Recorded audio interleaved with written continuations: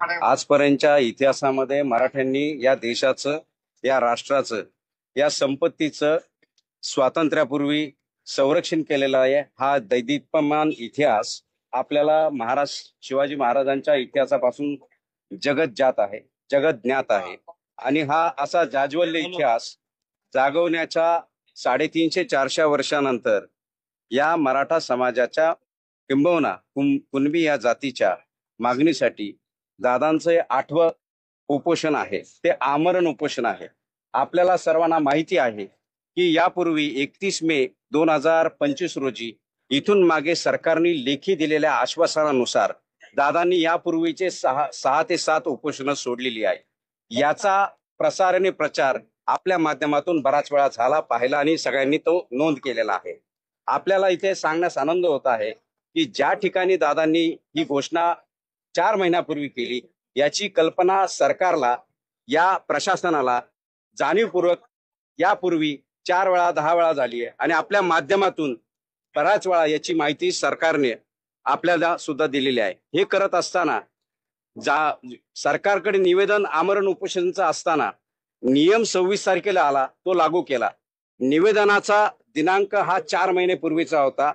हा आता वादाचा मुद्दा आहे, आम्ही मांडू।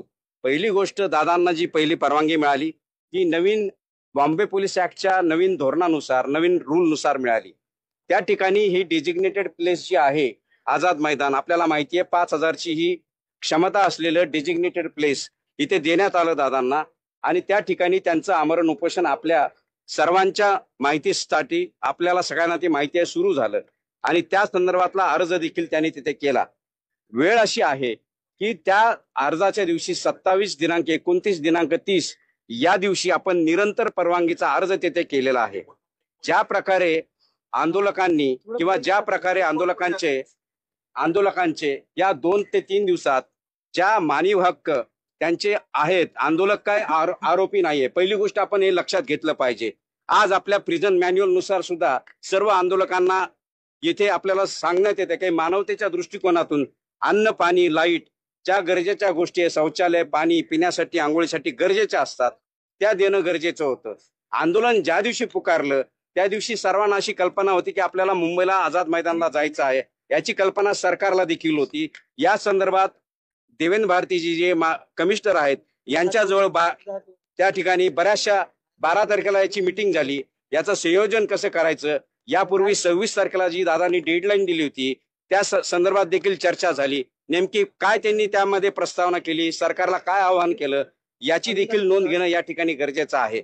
दुसरी गोष्ट अशावर आणि सरकारवर देखील, आणि किंबहुना या गणेश उत्सवाच्या दृष्टिकोनातून कोणावरही आली नसती, इथल्या स्थानिक लोकांना सुद्धा त्याचा त्रास झाला नसता, हीच दादांची, सर्व मराठ्यांची, सर्व मराठा सेवकांची ही मनापासूनची इच्छा होती। परंतु सरकारने स्वतःहून वेळ घेऊन इथून मागे लेखी तिथे आश्वासन देऊन कोणतंही काम त्यांच्या वेळेत आणि दिलेल्या विहित मुदतीत पूर्ण केलं नाही, याची कल्पना आहे। आज माननीय कोर्टाने 9 तारखेला, त्या दिवशी 26 ची जी पहिली सुनावणी झाली, त्या 26 तारखेच्या सुनावणीमध्ये दादांना पार्टी करून घेण्यात आलं आणि त्यांना नोटीस बजावण्यात आली। ती नोटीस रिटर्नेबल ही 9 तारखेला म्हणजे येणाऱ्या 9 सप्टेंबरला ठेवली। परंतु काही अंतरिम अर्ज आज आले आणि आंदोलकांच्या ज्या वाईट गोष्टी आहेत किंवा ज्या वाईट गोष्टी काही घुसखोर आलेल्या आहेत त्यांच्या वाईट गोष्टी इथे दाखवण्यात आल्या, हरकत नाही। काही गोष्टी दादांनी सुद्धा सुरुवातीपासून निघाल्यापासून त्यांनी सांगितलं की आंदोलनकर्त्यांनी कोर्टाच्या सर्व आदेशाचं पालन करावं। त्या संदर्भात त्यांनी वेळोवेळी आंतरवली सराटी ते मुंबई आणि मुंबई इथे आल्यानंतर सुद्धा मी आपल्या माध्यमातून वेळोवेळी सर्व आंदोलनकर्त्यांना, मराठा सेवकांना यापूर्वी आवाहन केलेलं आहे की तुम्ही न्याय, कायदा, सुव्यवस्था पाळायची आहे आणि ती आपण पाळलेली आहे। ज्याप्रमाणे त्या माननीय उच्च न्यायालयाने अटी घालून दिल्या होत्या त्या आपण सर्व पाळण्याचा प्रयत्न केला। परंतु दिनांक 29, 30 व 31 या दरम्यानच्या काळामध्ये आपण पाहिलं असेल भरपूर पाऊस होता आणि ज्या ठिकाणी डेजिग्नेटेड प्लेस आहे त्या ठिकाणी भरपूर पाणी साचलं होतं। आणि आपण हेही पाहिलं असेल की एक पोलीस ऑफिसर तिथे भोवळून पडला आणि त्याला मदत मराठा सेवकांनी केली। वाईट गोष्टी दाखवल्या जातात, चांगल्या दाखवल्या जात नाहीत। आपल्याला त्या दाखवणं गरजेचं आहे। मराठ्यांनी आजपर्यंत कोणाचाही हक्क हिरावून घेतलेला नाही, उलट त्यांचे हक्क प्रस्थापित केलेले आहेत आणि त्यांचे हक्क अबाधित केलेले आहेत. ही राजश्री शाहूंनी, शिवाजी महाराजांनी आणि सयाजीराव गायकवाडांनी आणि बऱ्याचशा अशा मोठ्या लोकांनी आपल्याला दाखवून दिलेलं आहे. तरी दादांचं हे आंदोलन हे सरकार विरुद्ध आहे, दादांचं आंदोलन हे प्रशासनाच्या विरुद्ध आहे.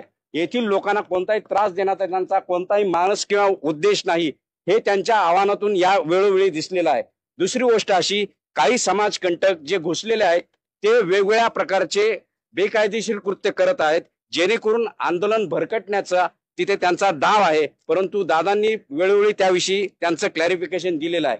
आज माननीय कोर्टाने एवढं सांगितलं आहे, 5,000ची परमिशन आहे, तुम्ही 5,000 इथे राहा, बाकीचे इव्हॅक्युएट करा.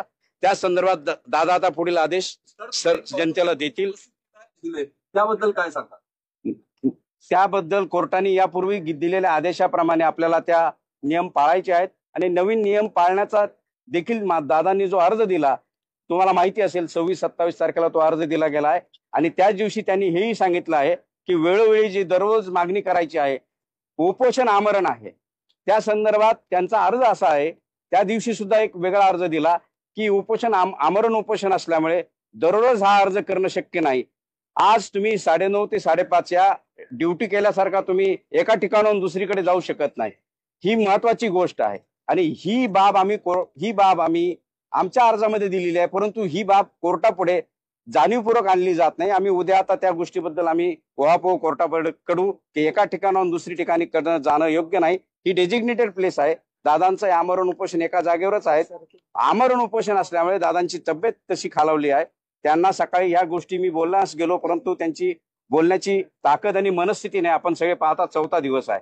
तर आपण सुद्धा मी आपल्या माध्यमातून मराठा सेवकांना, आंदोलकांना आवाहन करतो, शांततेत तुम्ही ज्या आदेश आहेत दादा सांगतील त्या तुम्ही पाळा आणि तुम्ही 5,000 सोडून याच्या व्यतिरिक्त तुम्ही त्या मैदानामध्ये किंवा मुंबईच्या कुठल्याही ठिकाणावर थांबू नये.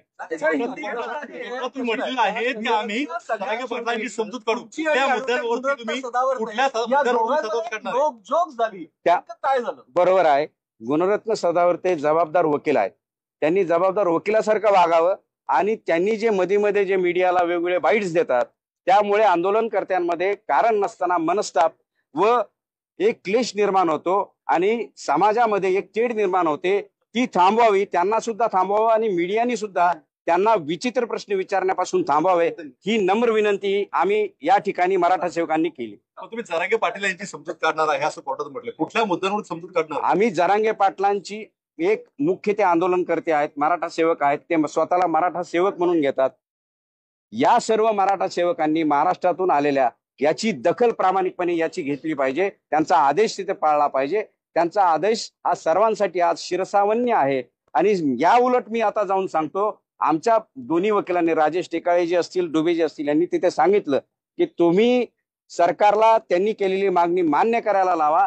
आंदोलन 1 दिवसात 1 तासात संपेल, हे दादांनी देखील सांगितलं. मी सुद्धा बऱ्याच वेळा मीडिया समोर सांगितलेलं आहे. आंदोलन वाढवण्याचं कारण काय? ठीक आहे, त्याला काही प्रोसिजर आहे, परंतु त्यांनी घोषणा केल्यानंतर लेखी स्वरूपात काही दिलं तर आंदोलन थांबू शकतं.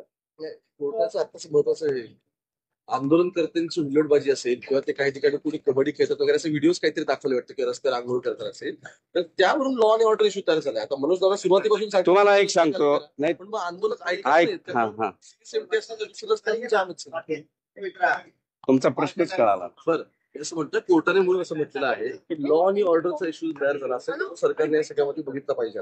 आता त्या संदर्भात कोर्टात व्हिडिओ दाखवण्यात आले, ते आंघोळ करतात वेगवेगळ्यावरती किंवा पिटिशनरचं म्हणण्यात कोणतरी कबड्डी खेळत आहे. मुद्दा असा आहे की मनोज जरांगे सांगतायत की रस्ते खाली करा, लोकांना जाऊ द्या, तरी सुद्धा आंदोलक ते ऐकत नाहीत. सीएसएमटीचा रस्ता 4 दिवस झाले जाम आहेत, मोकळा करत नाहीत, पोलिसांना सहकार्य करत नाहीत असं दिसतंय या सगळ्यावरून. तर काय नक्की? शेवटी आव्हान दादा करतील, तुमच्या म्हणण्याला अर्थ आहे. शेवटी आव्हान दादा करतील, या सगळ्या गोष्टी हळूहळू होतील. उद्या 4 वाजेपर्यंत वेळ दिलेला आहे आणि मराठा सेवक माझे गरीब जरी असले प्रामाणिक आहेत, दादांच्या शब्दाला प्रचंड मान देतात आणि ते करतील. दुसरी गोष्ट, ही लॉ अँड ऑर्डर सिच्युएशन का आली? तुम्ही दादांनी दिलेल्या आणि आंदोलनकर्त्यांनी दिलेल्या निवेदनाकडे सुद्धा लक्ष गांभीर्याने दिलं पाहिजे. ज्या सुखसुविधा तुमच्या आमच्या मनामध्ये असतात, पाणी, लाईट, आंघोळीचं पाणी, संडास, शौचालय, त्याच्यानंतर जेवण, या गोष्टी तुम्ही आडून, तुम्हाला माहिती आहे 2 दिवस तिथे तुम्ही खाऊ गल्ली बंद होती, कोणत्या कारणाने बंद होती, हे सरकारचं काम आहे. तुम्हाला जर जेवण पाणी मिळालं नाही, ह्या सगळ्या गोष्टी ऑब्वियस आहे, होणार. त्यामुळे ऍक्शनला रिॲक्शन असते. याकडे एक वेगळ्या अँगलने सुद्धा तुम्ही पाहिलं पाहिजे. पत्रकारांनी हे अधोरेखित केलं पाहिजे.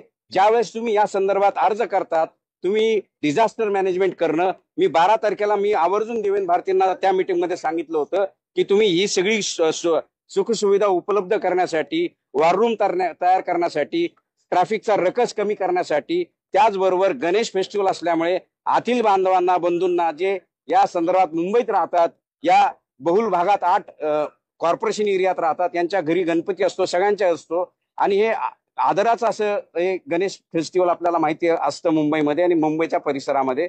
आपण त्याचा सन्मान करण्यासाठी त्याही लोकांना कोणताही त्रास होऊ नये, आणि हा सुट्टीचा दिवस असल्यामुळे तुम्हाला हे लक्षात आलं असेल, पाणी न मिळाल्यामुळे या सगळ्या गोष्टी झाल्या. जेव्हा याच्या बातम्या तिथे गेल्या तेव्हा तेव्हा संपूर्ण महाराष्ट्रातून खाण्याचे आणि पाण्याचे ट्रक आले आणि त्या वितरित करण्यासाठी त्यांनी जेव्हा तिथे सुरुवात केली, त्याच्यानंतरचे हे व्हिडिओ तुम्ही सांगताय झालंय, कारण तो एक राग मनामध्ये होता आणि ते झालं असेल. काही लोक घुसले. आंदोलक पत्रकारांवर सुद्धा हल्ले करताय, महिला पत्रकारांना धक्काबुक्की झाली. मनोज जरांगे पाटील यांनी सुद्धा त्या तुम्हाला माहिती असेल, त्यावेळेस सुद्धा मनोज दादांनी स्पष्टपणे सांगितले, कानाखाली काढा. जो कोणी तुम्हाला त्रास, आजपर्यंत तुमच्या या 200-400 चॅनलला माहिती आहे, दादांनी स्पष्ट आदेश दिलेले आहेत. कोणी तुमच्याशी हुल्लडबाजी केली, पोलिसांची केली, कारण आम्ही सतत संपर्कात होतो. पोलीस प्रशासन हे सांगणार नाही की त्या दिवशी रात्री आम्ही 4-5 वाजेपर्यंत, दुसऱ्या दिवशी 4-5 वाजेपर्यंत काय केलेलं आहे. पोलिसांना हे सांगावं लागतंय. त्यांनी सांगितलं पाहिजे की काही लोकांनी इथे ती ट्रॅफिक मोकळी करण्यासाठी सुद्धा प्रयत्न केले. आणि दादांनी काल तुमच्या सर्वांसमोर सांगितलंय, असं कुणी करत असेल, कुणी घुसखोर असेल, मुद्दाम करत असेल, त्यांना तुम्ही तुमच्या भाषेत उत्तर द्या. त्यांनी कोणाची गय केलेली नाही. आणि स्त्रियांचा आदर करणं हा आपल्या प्रत्येक समाज मनाचा एक आरसा आहे, आणि तो सांगण्याची कोणाला गरज नाही. तो धडा आपल्याला घरातच मिळतो आणि तो सर्वांनी पाळावा, हेच दादांचं कालचंही सांगणं होतं. धन्यवाद. आंदोलन थांबवणार की पुढे काय करणार? तुमच्या माहितीसाठी सांगतो, दिनांक 27, दिनांक 29, दिनांक 30 हे अर्ज कुणीही आज कोर्टापुढे दाखवलेले नाहीत. निरंतर, कारण एका वेळी 2 कंडिशन चालू शकत नाही, ही ॲल्युमिनी आहे. दिनांक 27ला, दिनांक 29ला आणि दिनांक 30ला दादांनी तिथे अर्ज केलेला आहे. तो विहित नमुन्यात नाही, असं सरकारचं म्हणणं आहे. सरकारने हे सांगितलं पाहिजे. निरंतर असा अर्ज दादांनी आमरण उपोषणासाठी मागितला आहे, तशी परवानगी मागितली आहे. आपल्या माध्यमातून सरकारने त्याची दखल घ्यावी. तो अर्ज आजपर्यंत त्यांनी निकाली काढलेला नाही. खोट्या बातम्या तुम्ही करू नका, विचित्र बातम्या तुम्ही करू नका, जेणेकरून समाज घटकांमध्ये आणि आमच्या मराठा सेवकांमध्ये वेगळा संदेश जाईल. कृपा करून हा संदेश तुम्ही चांगल्या पद्धतीने पोहोचवा. आपल्या माध्यमातून मी हात जोडून दादांतर्फे विनंती करतो, एक समाज बांधव म्हणून. कारण मोठ्या प्रमाणात आंदोलक येतात, या अशा ठिकाणी होणं ते काही स्पेशल नाहीये, आणि त्याची मागणी करणं तेही काही वेगळं नाही. कारण गैरसोय आणि हक्क याच्या कुठेतरी समन्वय साधला पाहिजे, म्हणून कोणीतरी ती मागणी केली. आणि ती मागणी आमची नाहीये, ती त्यांनी काल कोणीतरी त्यांना सुचवलं म्हणून ती मागणी आली, आणि ते दिलं तर हरकत काय. या जमिनी, या कलेक्टर कचेरी, तुमच्या रेल्वेज या आमच्या छातीवर उभ्या आहेत. याची तुम्ही कृपया दखल घ्यावी. हे महाराष्ट्राला सांगावं. शेतकऱ्यांनी त्यासाठी जमिनी दिलेल्या आहेत, हे तुम्ही याची दखल घेऊन सांगितलं पाहिजे. ये मुंबई के जनमन से अपने जो मानवता की तहत सबने मदद करने की, उसमें मुस्लिम बांधव है, उसमें हमारे मागासवर्गीय बांधव है, और सभी जाति के ओबीसी बांधवों ने भी खाना भेजा है. इसकी नोंद आपके माध्यम से महाराष्ट्र में पहुंचाना चाहता हूं. और उनको ये बुरा लगा कि इनके लिए खाना खाऊ गली जो बंद है, इसकी वजह से पानी बंद है, पीने को पानी नहीं है, बच्चे लोग किधर जाएंगे, क्या खाएंगे, क्या पिएंगे. इसके लिए मानवता के माध्यम से, मानवता दिखाने के माध्यम से ये सब खाना और पीना इन्होंने भेजा है, और उसका स्वीकार हमने किया है. सभी लोगों ने किया है. मुस्लिम बांधवों ने भी सब मदद भेजी है. आप कहीं से भी चेक कर सकते हो.